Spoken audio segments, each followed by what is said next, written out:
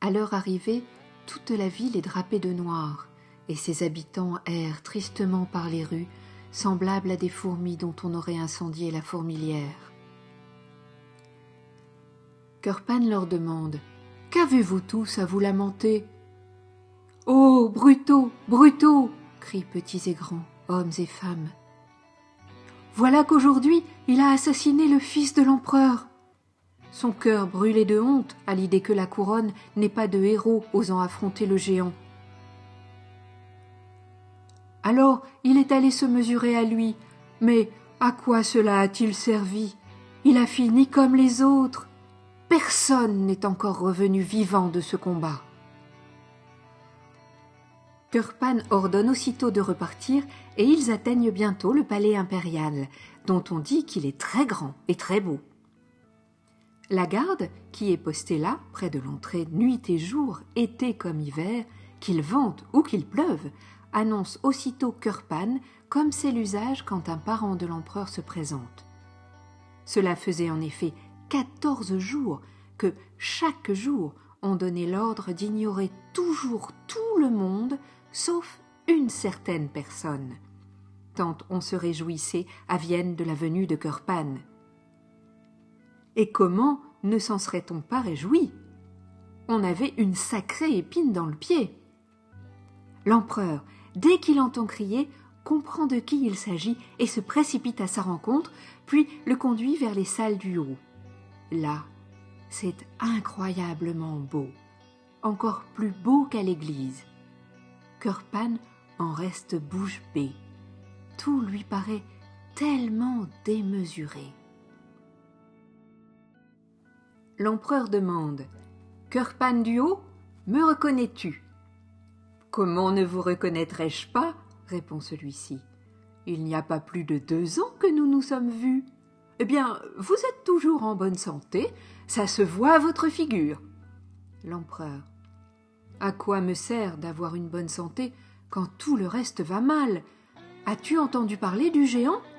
Qu'en dis-tu, toi ? Comment tout cela va se terminer si on ne change rien? Vois, il m'a tué mon fils. » Cœur-Pan. « Qu'est-ce qui va se passer? Nous allons lui couper la tête. Un point, c'est tout. » L'empereur tristement. « Oui, bien sûr, si on le pouvait. Oh, mais il n'y a pas, je crois, de héros sous le soleil capable de prendre la tête de Bruto. »« Et pourquoi non? J'ai entendu dire, dit Cœur-Pan, que tous les gens ensemble savent tout, et que dans le monde on trouve tout, et on ne trouverait pas de héros pour combattre Bruto. Quelque chétif que je sois, je vais lui flanquer une telle raclée que jamais plus il ne lui reprendra la méchante envie de sévir à Vienne. Dieu m'en est témoin. » Rien, ni personne, n'aurait pu faire plus plaisir à l'empereur que ces paroles. Mais une chose l'inquiétait. Alors il dit « Que tu sois fort, je n'en doute pas. Cependant, réfléchis.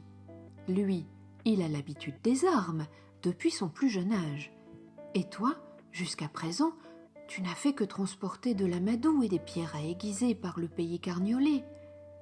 Tu n'as probablement jamais vu de lance, ni d'épée ailleurs qu'à l'église, sur le chemin de croix. Comment donc vas-tu t'y prendre? » « Ne craignez rien, dit Cœur-Pan. Comment et avec quoi, ça, c'est mon affaire. Je n'ai peur ni d'une épée, ni d'une lance, ni de toutes les autres armes de géant dont j'ignore jusqu'au nom, et même s'il en a beaucoup sur lui. » Tout cela plut à l'empereur, qui ordonna aussitôt d'apporter une chopine de vin, du pain, du fromage, disant « Tiens, Cœur-Pan, bois et mange. Ensuite, nous irons choisir tes armes. » Cœur-Pan trouva ça vraiment petit, une chopine de vin à un héros comme lui. Cependant, il ne dit rien, ce qui est un grand prodige. Qu'y pouvait-il? Il avait entendu dire que les nobles étaient de petits mangeurs parce qu'ils mangeaient quand ils voulaient et autant qu'ils voulaient et rien que de bons mets.